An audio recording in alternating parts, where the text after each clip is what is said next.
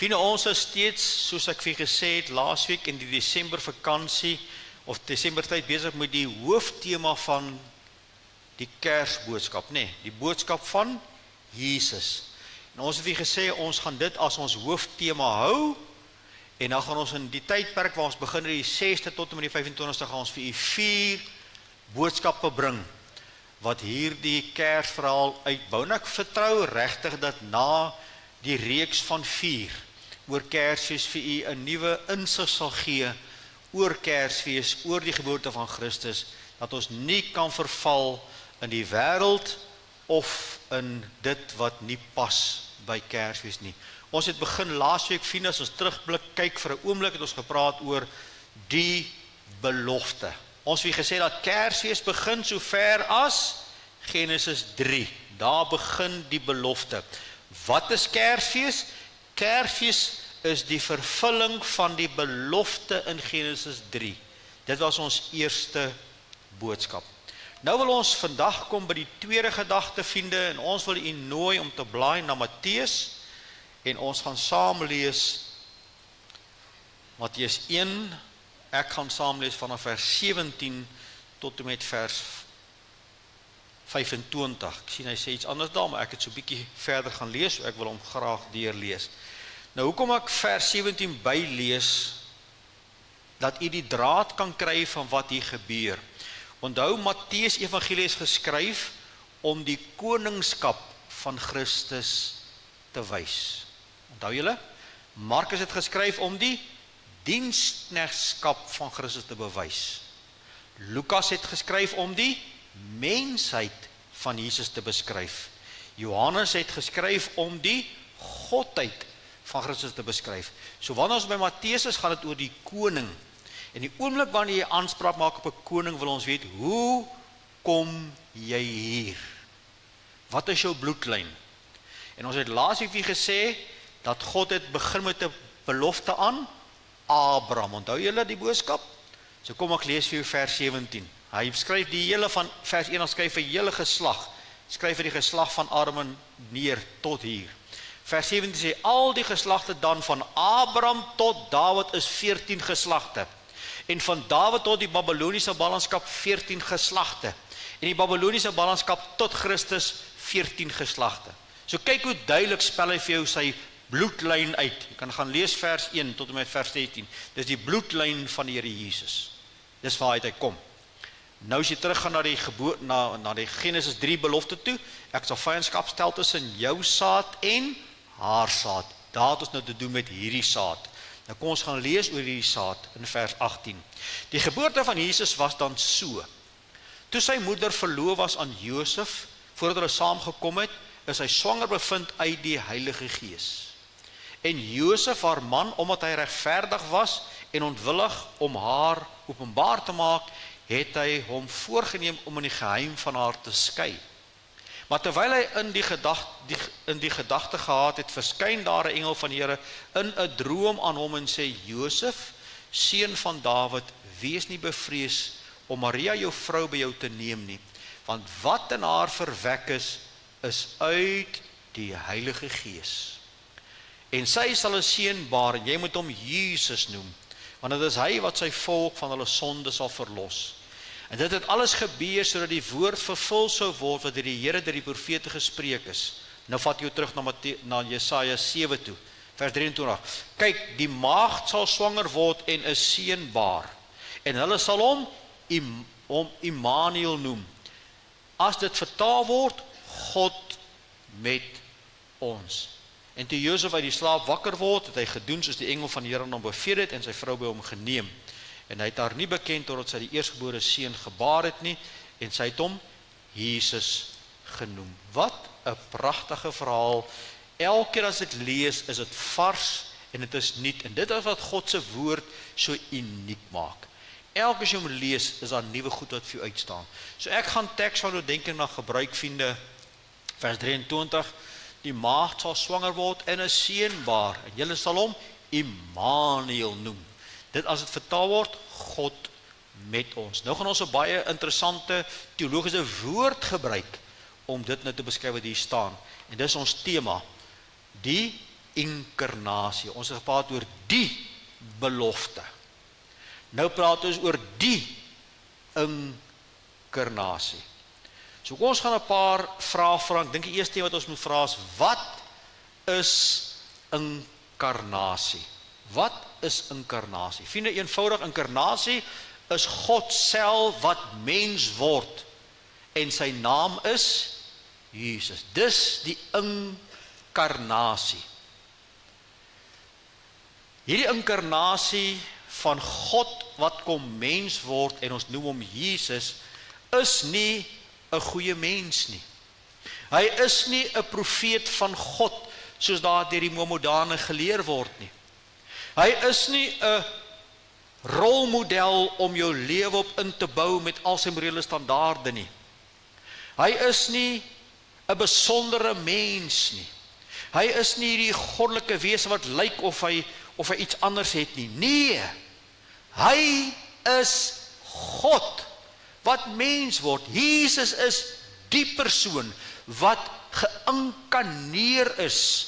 Vanuit die hemel kom hy en hy word mens.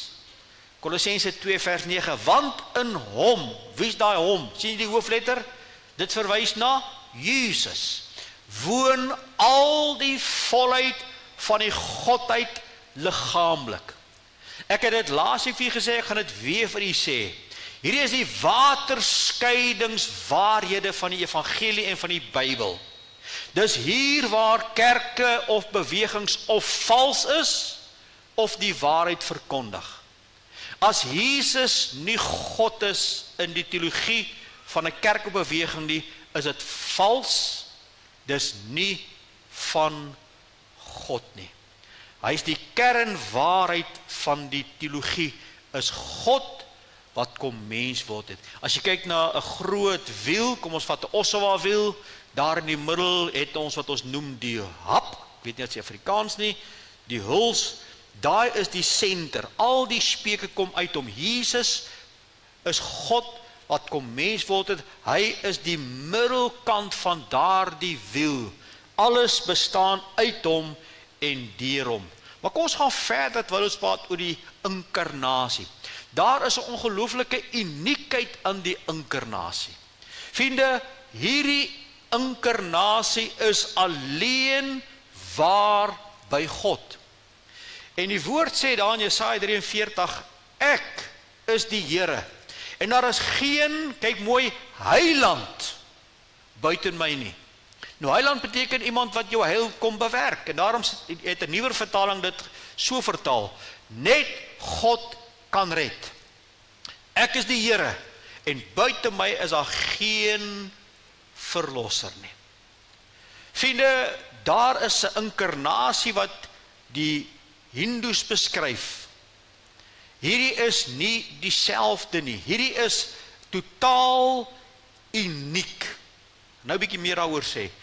Net een mens, net 'n mens kan namens 'n mens sterf. So God kon nie namens 'n mens sterf nie, want hy's gees. So God moes kom mens word soos mense om vir mense te kan sterwe. En die woord leer dit vir ons baie duidelik in Hebreërs 2 vers 14. Aangesien die kinders dan vlees en bloed deelagtig is, het hy, hoofletter, dit ook op dieselfde manier deelagtig geword, sodat hy deur die dood hom tot niet kan maak wat mag het oor die dood. Dit is die duiwel. Vriende, hy moes vlees en bloed word om dit te kan doen. En daarom, vriende, was daar geen ander keuse vir God. Daar is nie 'n ander manier nie. God moes mens word. En hierdie Godmens, hierdie volmaakte Godmens, is die enigste een wat hierdie offer kon betaal. En dit is die Bybelse finale getuienis. Kyk mooi wat sê die woord, dis finaal. Nadat God baie keer op baie maniere, in die ou tyd tot ons gespreek het, die vaders en die profete. Nou kyk nou mooi, ou tyd is voor Christus. En toe kom Christus, nou is ons in die laaste dae, nou kyk vanaf aan, hy sê, maar hy het in die laaste dae tot ons gespreek deur die Seun. Hierdie is God wat geïnkarneer is. Hy is Jesus en dis God se finale spreekbuis. 1 Timoteus 2 vers 5, daar is een middelaar tussen God en die mens, Jesus Christus. En net Jesus kan aanspraak maak op hierdie inkarnasie, niemand anders nie. Wanneer ons praat van inkarnasie soos die valse gelowe dit voorhou, dan gaan dit daaroor dat wanneer jy nou 'n goeie lewe lewe en jy gaan nou uiteindelik op, dan gaan een van hulle miljoen gode jou kon verander in iets beter. Jy gaan beter orde bring as jy weer kom. Dit gaan oor hulle, dit gaan oor niemand anders nie. Hierdie is nie dieselfde nie. Hierdie is 'n unieke inkarnasie en ek gaan dit so stel vir u. Dit is eenmalig. Dit is uniek en onherhaalbaar. So elke ander waarheid wat uitkom agterna oor so en so sê so en so het hierdie gesigte gesien en so het hierdie kopertafels opgetel, verwerp jy want dit is verby. Dit het een keer gebeur, Christus het gekom, is onherhaalbaar. Daar is nie nuwe openbaringe nie, wat jy vind jy in die woorde van Jesus. Sonder die inkarnasie is daar geen verlossing moontlik nie. As God nie die werk kom doen het van die inkarnasie deur sy seun nie, was verlossing nooit moontlik nie. Daarom is Kersfees nie bloot 'n geboorte van Jesus nie, dit is God wat kom woon onder ons. En daarom moet Kersfees vir ons baie spesiaal wees. Kersfees moet ons, verskoon Engels uitdruk, moet ons humble. Dit moet ons laat verstaan hoe klein ons is, hoe groot God is, dat hy dit vir my kom doen.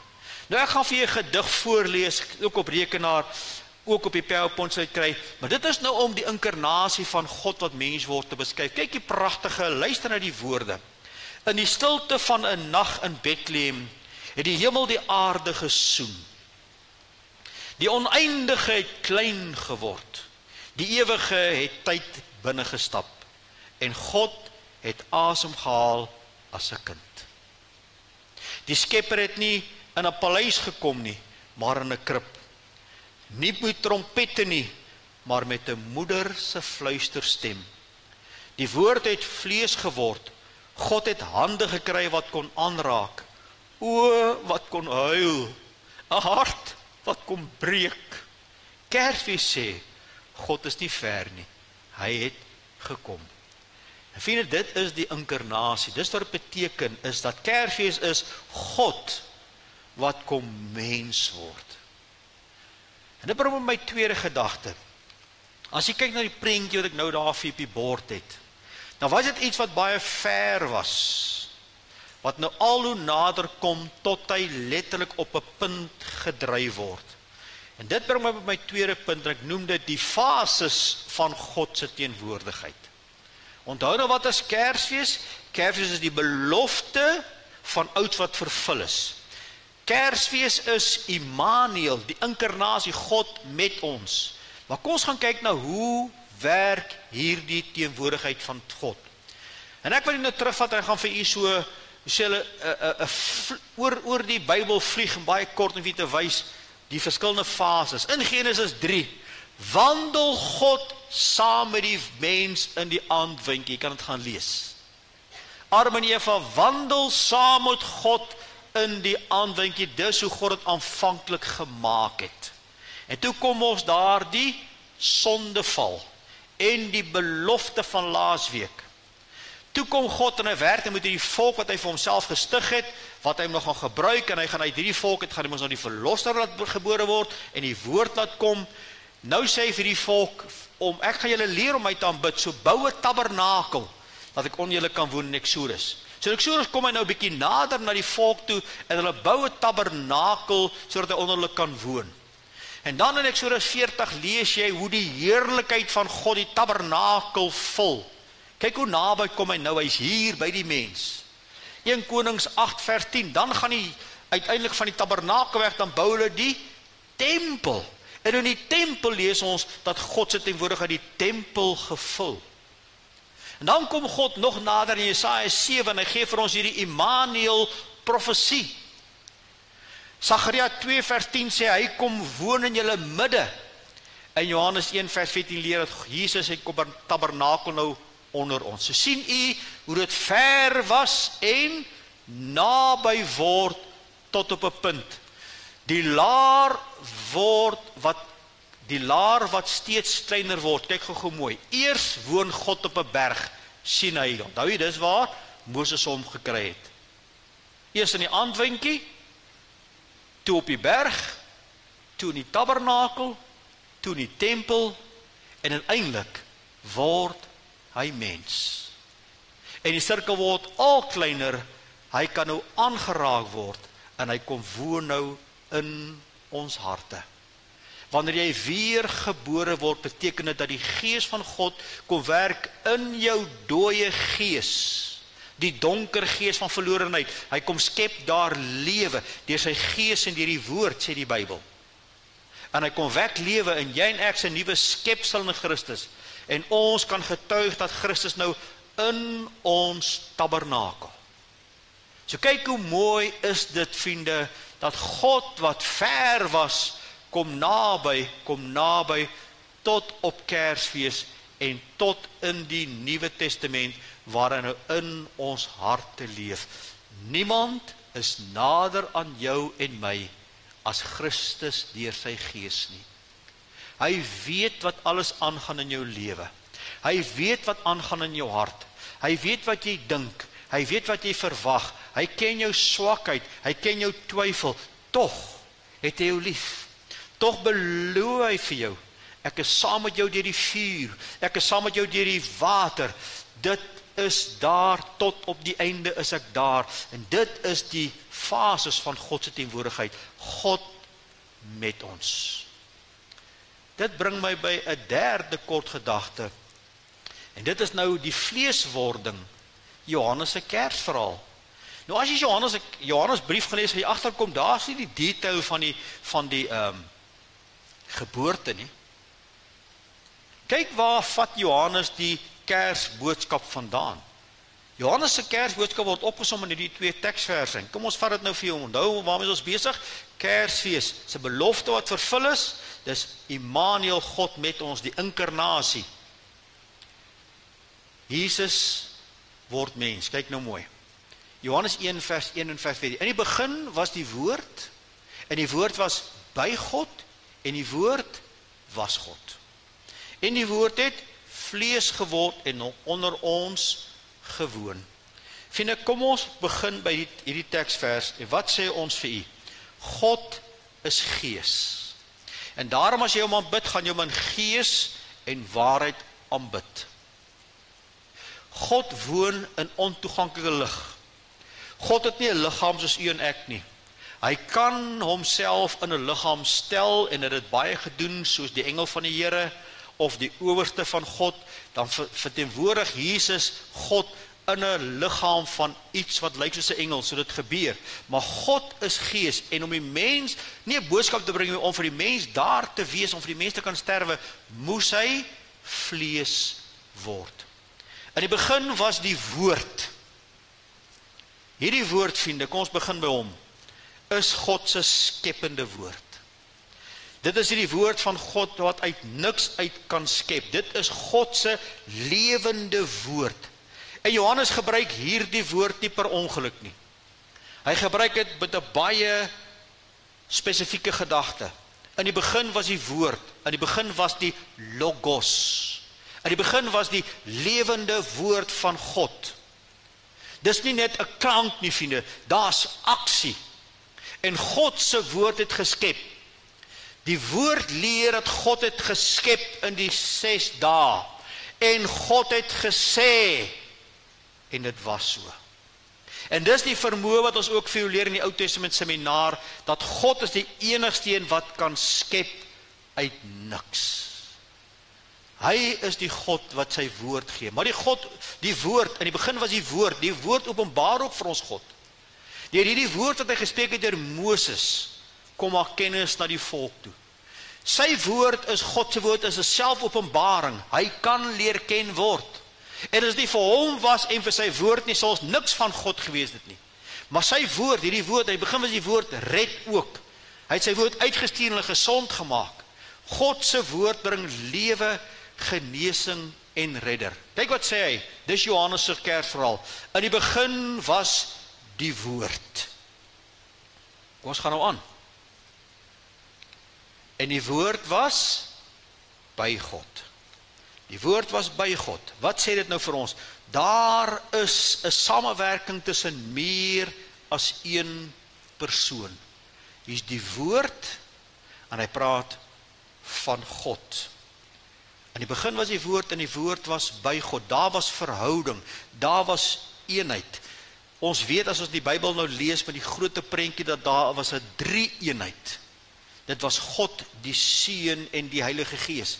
Maar in die begin was die woord en die woord was by God. Wys vir ons dis waar hy was in een groot samevlangs van een persoon geopenbaar in drie persone. In die begin was die woord en die woord was by God. Kyk nou mooi. En die woord was God. Hierdie woord, vriende, was God. En hierdie woord wat God was by God in verhouding met God. Maar wie is hierdie woord? Hy was by God en hy was God. Nou sê hy vir ons, wie was hierdie woord? Nou kom verklaar die skrif self. So ek hoef nie te gaan dink, wie is hierdie woord of wat is die woord? Nee, hy kom en sê, en die woord het vlees geword. Nou verwys hy terug na die woord wat ons gelees het. Aan die begin was die woord, en die woord was by God, en die woord was God. En hierdie woord het nou vlees geword. En ek het dit vroeër gesê, ek gaan het weer sê, God se finale spreekbuis is sy woord. Vriende, daar is nie nuwe openbarings nie. God se woord is volmaak en hy is vas.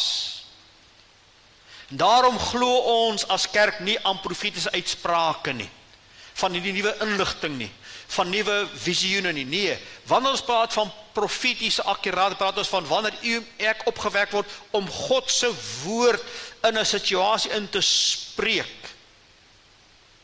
Dit is wat ons glo daar staan, maar God se woord staan vas en dit gaan nooit weer verander nie. Maar hy gaan aan, hy sê, en die woord het vlees geword en onder ons kom woon. Wat beteken dit nou? Beteken Jesus, wat God is, wat mens geword het nou afgekom en onder ons kom tabernakel. Hy het onder ons kom woon. En vele mense het hom aanskou vir 33 jaar. Daar's geskiedkundige skrywers oor sy geboorte, oor sy groot mens en oor sy bediening, oor sy kruis, oor sy opstanding in dit alles. Maar hy het gekom om by ons te wees. En iemand het so gesê, God kom slaan sy tent langs joune op. Hy kom nie in 'n paleis, hy word nie 'n paleisbewoner wat bo ons leef nie. Nee, hy kom kamp saam met ons in die woestyn van hierdie wêreld. Hy is Jesus, God met ons. Maar ek wonder of u en ek al gedink het, wat 'n prys was daaraan verbonde vir hom om dit te doen. Kom ek bring hier dan 'n tweede gedagte toe net rondom Jesus se menswording. En dit vra dat Jesus homself moet ontledig. U kan die gedeelte gaan lees daar in Filippense 2, vers 5 tot 11. Kan u gaan lees? U kan gaan lees presies wat hy daar sê. Hy was God en hy het homself ontledig. Ek gaan nou vir u so 'n paar beelde gee van wat dit beteken. En hy het kom mens word. So hy moes letterlik, die Engels het 'n mooi uitdrukking, sê he had to pull the plug op sy voorregte. So kom ons gaan kyk mooi. Hy sê hy het die heerlikheid gehad voor die wêreld was. Onthou nou, voor die wêreld was, bid hy, Here, sien my raak soos ek was voor die wêreld was. So waar was hy? By God. In die begin was die woord, en die woord was by God, en die woord was God, en die woord het vlees geword. Hy het heerlikheid gehad lank voor die wêreld was, lees in Johannes 17. 2 Korintiërs 8, hy word arm, hy was ryk in die hemel, hy word arm ter wille van ons. Hy kom om te dien, die God van die hemel, kom aarde toe, Immanuel, inkarnasie, om te kom dien. Jesaja 53, neem maar die gedaante aan van 'n knegt en word die lam van God aan die kruis. Hy word mens en hy is gehoorsaam tot die dood toe. vriende, kan ons die diepte, kan ons die geweldige waarheid hierin raak sien, hoe kosbaar Kersfees is, dat God onder ons kom woon in Christus. Dis nie sommer net 'n Kersfees nie, dis God wat in ons kom woon. En dit is so 'n diepte, dit is so 'n ryk betekenis, dit is so oorweldigend, dat die vyande teëstaan. En daar word hierdie naam van Jesus gelaster. Gelaster in reekse, gelaster op televisie, belaster in televisiereekse. Hoekom? Die duiwel haat wat hier gebeur. En hy vloek elke keer as iemand op 'n televisie of op 'n program die naam van Here Jesus gebruik, dan vloek hulle eintlik vir God. Hulle vloek hom. En daarom moet jy en ek baie fyn luister om te sê, nee, ek dink ons gaan nou by 'n punt verby waar ek nie meer kan saamloop nie. En soms kom jy op 'n verhaal of iets wat jy lees en dit is so mooi en dit is so boeiend en die naam van Jesus kom en dan vat die volwasse mens sy remote, hy sit hom af en hy sê, ek gaan die storie mis, maar hierdie naam wat vir my so kosbaar is, gaan hulle nie so deur die modder sleep nie. Nou kom ons wys vir wat beteken die onsselfontlediging. In die eerste plek sê ons, die koning wat sy kroon afval. Dis wat gebeur. Hy wat in die hemel was, wat gekroon was, wat ontoeganklike lig bevoor het, kom af aarde toe en hy kom haal sy kroon af. Hy bly koning, maar hy sit sy koningsregte neer om sy volk te red. Ek geef jy nog 'n beeld. Hy is die generaal in die loopgrawe. Hy kom self af, lê sy rangmerke neer en veg langs sy soldate. Hy verduidelik dit vir ons so mooi in die gedeelte in een van die evangelies waar hy sê, wie die grootste is en die eerste wil wees, moet diensknegt wees en 'n slaaf wees. En dit is presies wie hy was. Hy kom af aarde toe, en hy kom staan nie en roep en verskoon tog en roep orders uit nie. Hy hang sy rang af. Wat is sy rang? Die seun van God. God wat kom mens word het. Hy wat uit die ontoeganklike lig uitkom, hy haal sy rang af. En hy klim saam met ons in die loopgrawe. Dag vir dag. Nog 'n beeld. Die rykman wat sy pak verruil vir werkersklere. Hy verloor nie sy rykdom nie. Hy kies om sy toestand van armes aan te neem. En vriende, dit is wat gebeur toe homself ontledig. Volledig God. Volledig mens. Maar laat staan al sy voorregte wat hy in die hemel gehad het. Hoekom? Omdat hy Immanuel is, God met ons. My laaste vraag is, waarom was die inkarnasie nodig? Sit nou mooi en dink. Waarom was die inkarnasie nodig? Waarom moes God mens word? Waarom het hierdie mens, is hy vermink aan 'n kruis? Waarom? Ek gaan vir 'n paar antwoorde gee. In die eerste plek was die inkarnasie nodig om God sigbaar en verstaanbaar te maak. Wat sou ons weet van God as dit nie vir sy woord was nie? Wat sou ons weet van die verlossingsplan as dit nie vir Jesus was nie? Niemand het God ooit gesien nie, Johannes 1 vers 18, maar Jesus kom maak hom bekend. Hulle vra, Jesus, toon ons die Vader, en ons sal glo. Jesus antwoord, wie my sien, sien die Vader. Nou onthou, vir die Jode was dit onaanvaarbaar dat die Here Jesus hom met God vergelyk. Maar dis presies wie hy is. Hebreërs 1 vers 1 tot 3. Jesus word die afdruksel van God se wese. Kolossense 1 vers 15. Hy is die beeld van die onsienlike God. Nou kan jy sien hoe God lyk. Hoe lyk God? Kyk na Christus. Hoe tree God op? Kyk na Christus. Hoe moet ek en jy word as kinders van God? Kyk na Christus. 2 Korintiërs 4 vers 6, die kennis van God se heerlikheid straal in die gesig van Christus.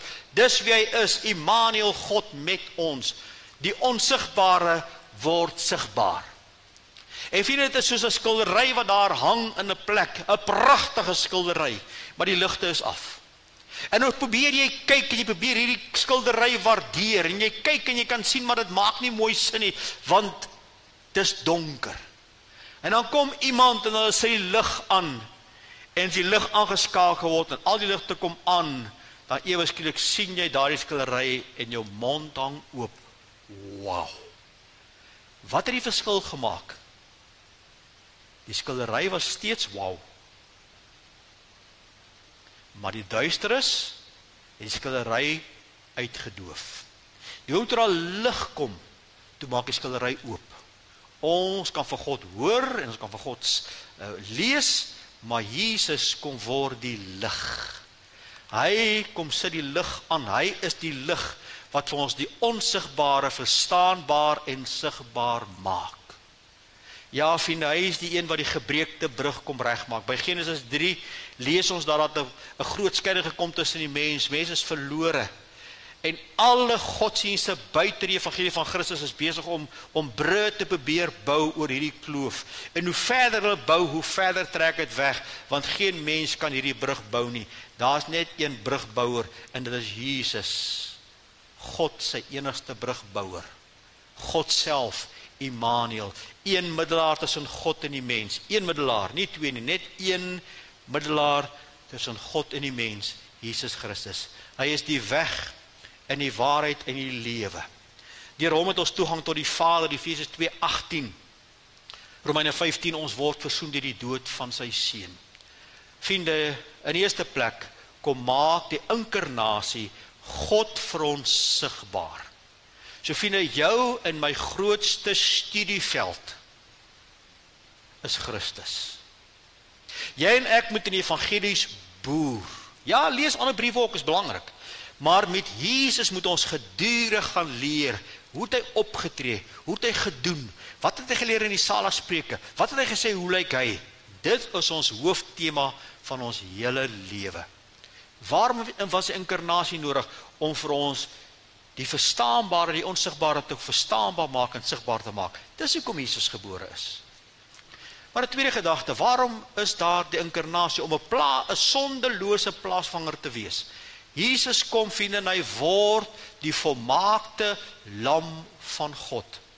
Ja, hy moes word soos sy broers, om uiteindelik 'n getroue hoëpriester te wees.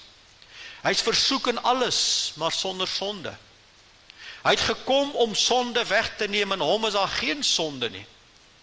Hy is die knegt wat ons ongeregtigheid gedra het. Hy is die regverdige wat vir die onregverdige sterwe. 2 Korintiërs 15:20, want hy het hom wat geen sonde geken het, die sonde vir ons gemaak, sodat ons kan word geregtigheid van God in hom. Dit is hoekom daar die inkarnasie was, dat die sondelose God kom mens word, om jou en my sonde op homself te kom dra. 'n borg wat jou skuld betaal, moet iemand wees wat nie self skuld het nie. Dink vir jouself 'n oomblik, hier's 'n ou wat bankrot verklaar is. Hy het niks op sy naam nie, maar hy kom staan borg vir my. Wat sê die bank of die mens? Hulle lag vir hom en sê, hoe kan jy pa staan vir iemand as jy self skuld het? Jesus het nie skuld gehad nie. Hy het nie sonde gehad nie. Hy was sondeloos, hy was volmaak. Daarom kon hy die enigste een was die plaasvervanger was, in jou plek die straf gedra het, sodat ek en jy in hom gered kan word. Dit is hoekom daar die inkarnasie was. 'n derde tak, hoekom was inkarnasie? Om in ons pyn en menslikheid te deel. Hoe vriende, hy was 'n mens van smarte, bekend met siekte. Jesus het geween, hy was emosioneel, hy het in trane gebid, hy het geleer uit gehoorsaamheid, sy siel is bedroef tot die dood toe, hy is naby die wat gebroken is van hart. Jesus was volkome God, wat sy voorregte van sy godheid in die hemel gehou het, en hy kom as mens, volmaakte mens, volmaak God, volmaak mens sonder sonde, en hy word deel van die mens. Ons het gelees nou in Hebreërs, dat as hy sy broers wil verstaan, moet hy deel word van hulle, en hy word 'n mens. Alles wat ek en jy beleef, het hy beleef. Ons weet van pyn, ons weet van messteke in die rug, ons weet van teleurstellings, ons weet van verwagtings wat teruggegooi word in ons gesigte. Ons ken hierdie goed. Baie van ons is eintlik maar gebroken, op verskillende plekke. Ons is gebroken, ons is erdekruite wat maar net die skat vashou. Hy kom om hierin te deel. En daarom, vriende, word hy die hoëpriester wat ons medelee het. Hy verstaan dit. Hy verstaan ons moedeloosheid.